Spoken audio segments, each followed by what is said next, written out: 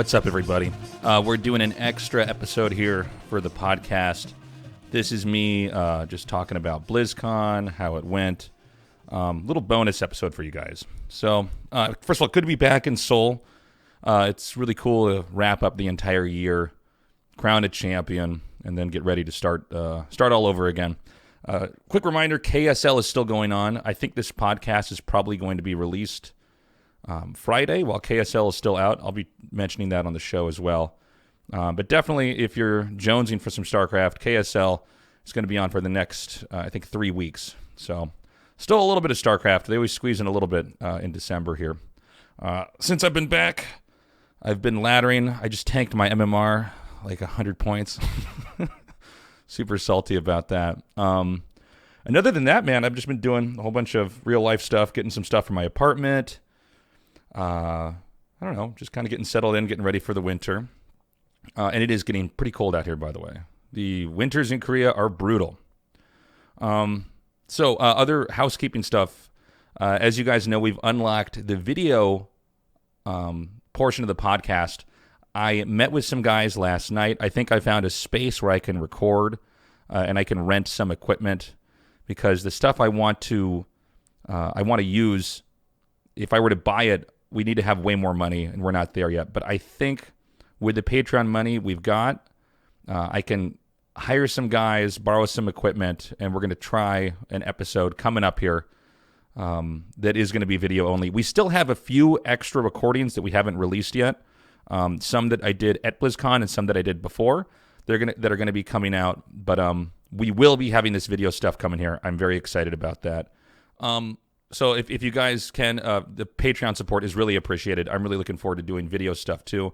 Although I have noticed now that a lot of people have shifted from YouTube over to podcast apps like Spotify and iTunes, which is exciting because that was really originally what this was intended for, was something that you can consume without having to necessarily sit down and watch it. But the video portion is going to be cool as well. So if you guys are at home and you want to tune in, put it on your second monitor or something like that, you guys are welcome too. So going to LA, that was really fun. I really enjoyed, by the way, the pre-week that we did out here in Korea. I thought the GSL staff did an awesome job.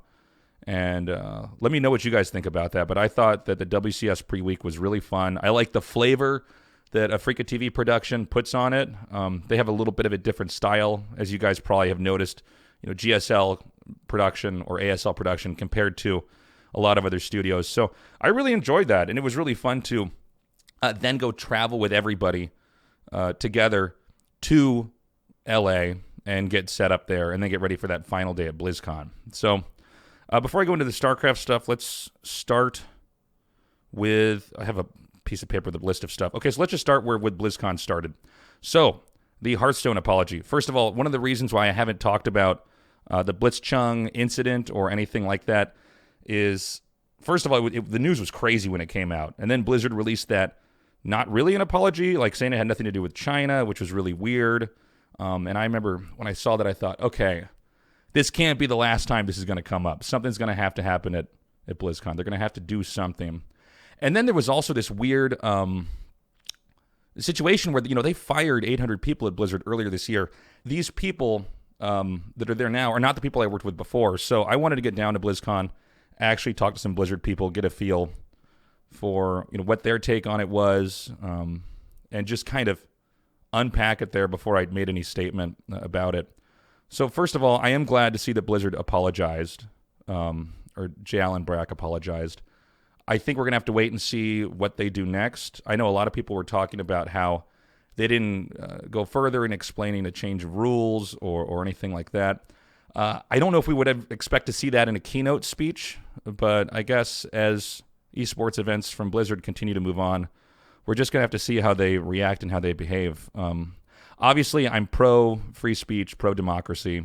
I was really wondering when we got down to BlizzCon what their attitude, Blizzard's attitude, was going to be about the protests, and I am relieved to say that they definitely were okay with protesters. They told me they were not going to try to hide any Free Hong Kong signs or try to silence anybody. They said if it comes up, it comes up, and the show will go on. Because I think that was a big concern for a lot of people coming down is how is Blizzard going to react? Are they going to be trying to silence people?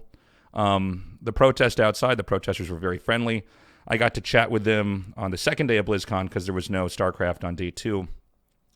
And yeah, I'm relieved to see that Blizzard is aware of the mistakes they've made. And I know that from talking to a lot of the people down there. They also told casters and other people who are freelancers down there, you guys are welcome to join in on the protests or talk about it on social media. Just please don't do it as the show is actually going on, because we're there to progress the show. So down the road, we're just going to have to see how Blizzard and a lot of other esports companies are going to handle issues like this. So the future is going to be pretty interesting. I know a lot of people are saying that you shouldn't be playing Blizzard games anymore. And I understand the sentiment, but, I do have to say, not playing Blizzard games would not free Hong Kong. I think that, Blitzchung succeeded in getting his message out there. People are talking about it. I'm talking about it right now. But I would encourage you guys to just go to our Hong Kong on Reddit and try to follow the news out there, because I think talking to people about it, you can join protests, you can urge your government in ways to support Hong Kong if you feel strongly about it. I think that's what's more important than purging yourself from stuff. I think when let's say you give up your iPhone because Apple has succumbed to pressure from China, you don't watch the NBA anymore, you don't play Blizzard games.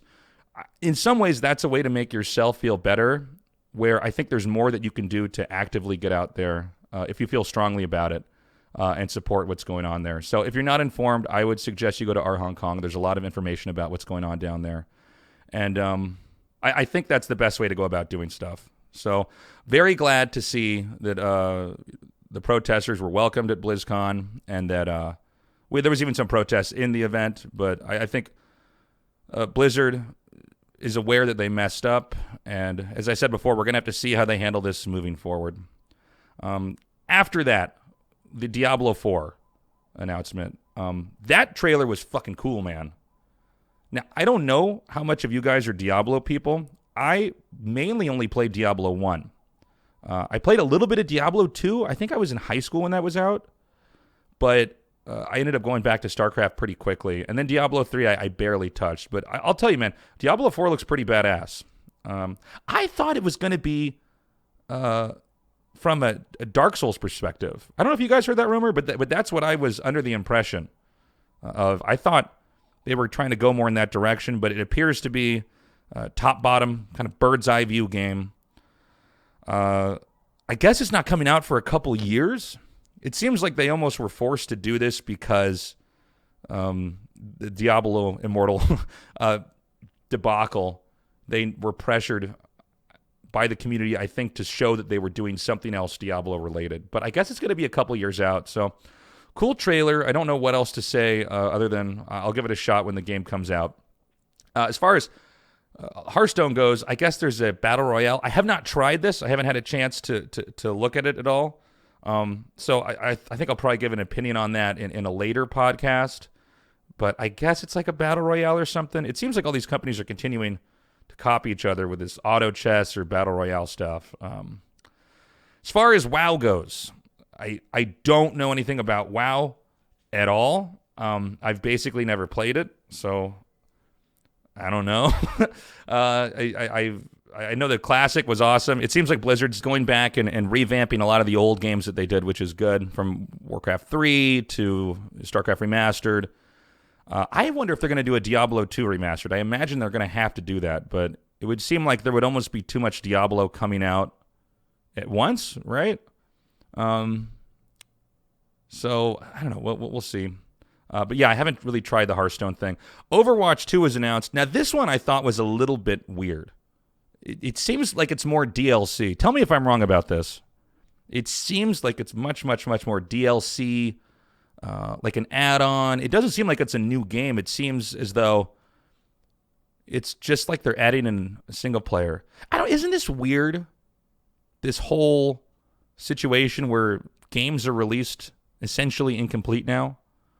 I don't mean to sound like an old person, but you used to buy a game and that was the entire game. I mean, this is what StarCraft 1 was. You bought it. It came with a map editor. It came with a campaign. It came with multiplayer. And now, And I'm not saying that a game has to come out with everything, but it seems strange that a game comes out and then they add in things that were normally already there in in just a normal game that would have been released maybe 15 years ago. So, yeah, I don't know. We'll see what happens. It does seem like Overwatch needs a push. I think that's one of the reasons why they said Overwatch 2 and not, for instance, you had the StarCraft and there was StarCraft Brood War, right? Or the different expansions for StarCraft 2. You know what I'm saying? Seems like they're trying to make a big push and get more people on board. This has always been a weird thing for me because Overwatch and StarCraft are the big esports at Blizzard, right? But Overwatch is a new one. So I'm always rooting for Overwatch to succeed because I kind of need it to succeed so that StarCraft also does well, right?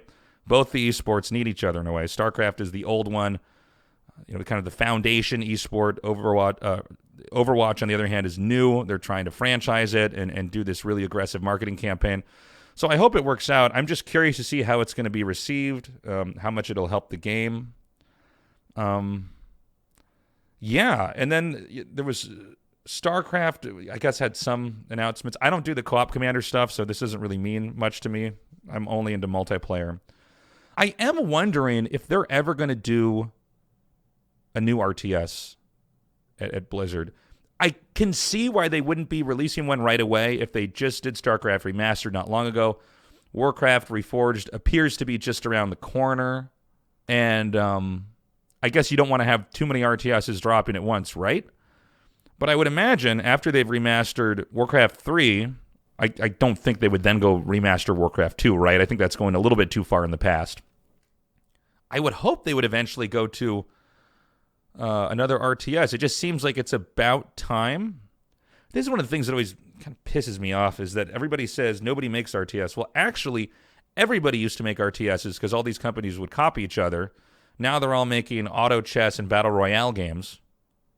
But there's nothing to stop you. I mean, Blizzard has like a total market dominance on RTS. I don't see why, if they didn't release another one, make it free to play, put in some microtransactions, something like that. It couldn't be profitable.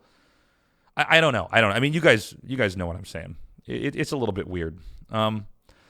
So on to WCS. So I think we are all in agreement that one day feels too rushed. I can imagine what it was like as a viewer, but just as somebody who was working there. You guys remember that Kalaris was there in the pre-week? Believe it or not, he was also there on the final day. There was just so many games going on that they didn't really have any time to throw to this desk that they had set up to have casters there. I was on that desk, I think, once. And this is because everything was crammed together. And I think ideally it would be done in 2 days. But here was one of the situations is that both Overwatch and the StarCraft team, they both want that circular stage. So if you guys look back last year, StarCraft was in a different hall. Prior to that, we were always in this big arena area. And you guys can see this if you go on YouTube or check out the older VODs. There was this giant stage that would transform. I can't remember what the technology is they used, but it's not hall. How the fuck is this called? I don't know. Just go look at it. You'll see that, the stage changes to the map and to the race. It's very cool. But they decided not to use that. For last year, they put us in one of the main halls. Now, here's what's funny about this. This filled up with way more people than anything else had ever had because Cyril was winning in the finals of last year. So we had a huge audience, but that big circular stage, that area was really sought after. Both the StarCraft team and the Overwatch team wanted their game there, and I think from what I understand, eventually a compromise was made, and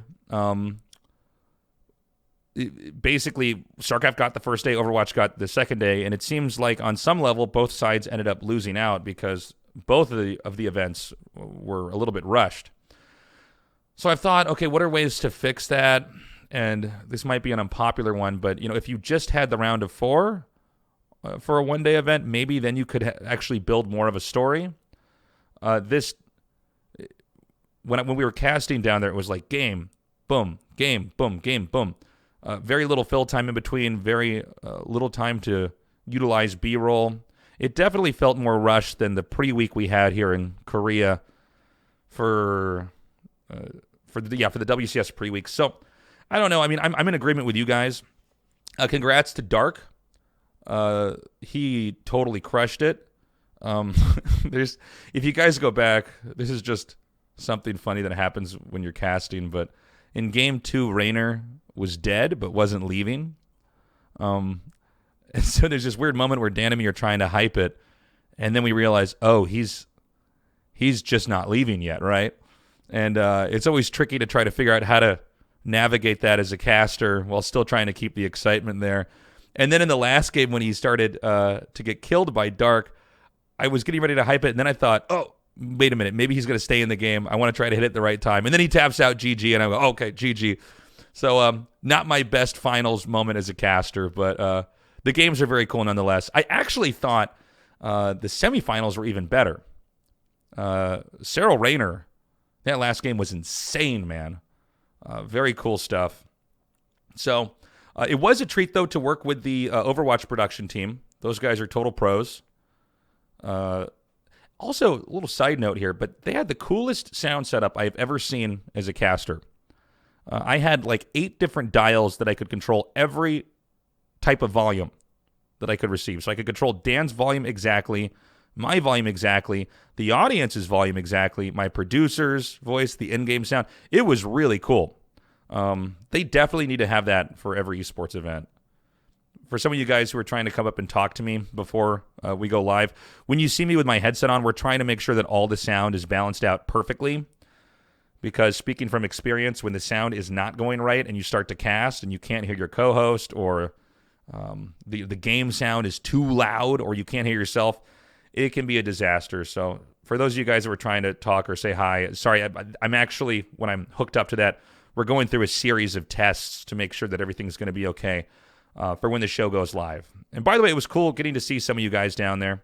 It is always nice to see some of the people in person that watch StarCraft, and some of you guys who even support on Patreon. Very cool stuff.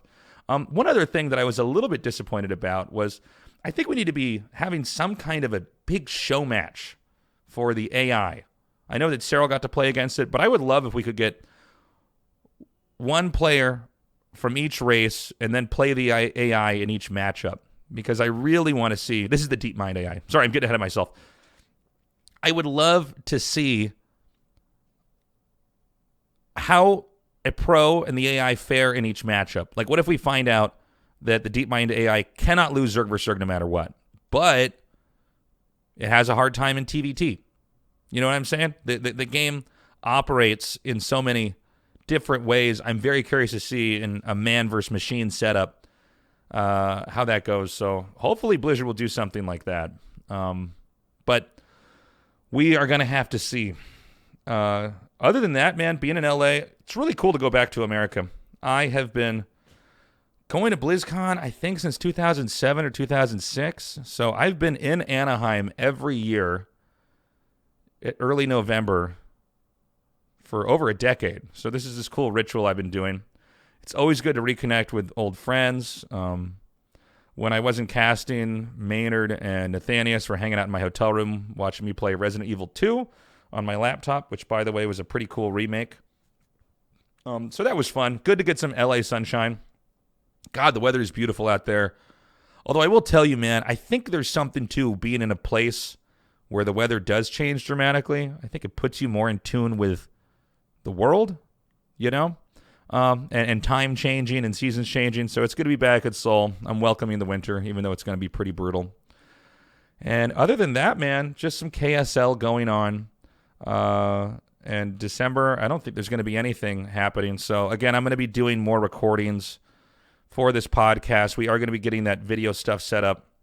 This, I think, is going to be the only episode without a bonus episode, because this is just an extra episode as it is, just with me recording myself talking about BlizzCon. So if you guys want to support us on Patreon, again, it's really appreciated. We are going to be having another podcast, by the way, coming out very soon as well, and I'll announce that guest here now. It's going to be Caleris. He didn't get to talk much at the BlizzCon finals, but I did get to get a recording with him the day before we had the BlizzCon cast, and this is a really cool episode, and we do have a bonus episode for that, and that'll probably be coming out on Monday. So, yeah, guys, thanks for listening to this extra episode. Let me know what you think. I love you guys, and we'll be having another podcast coming out very soon. Bye-bye.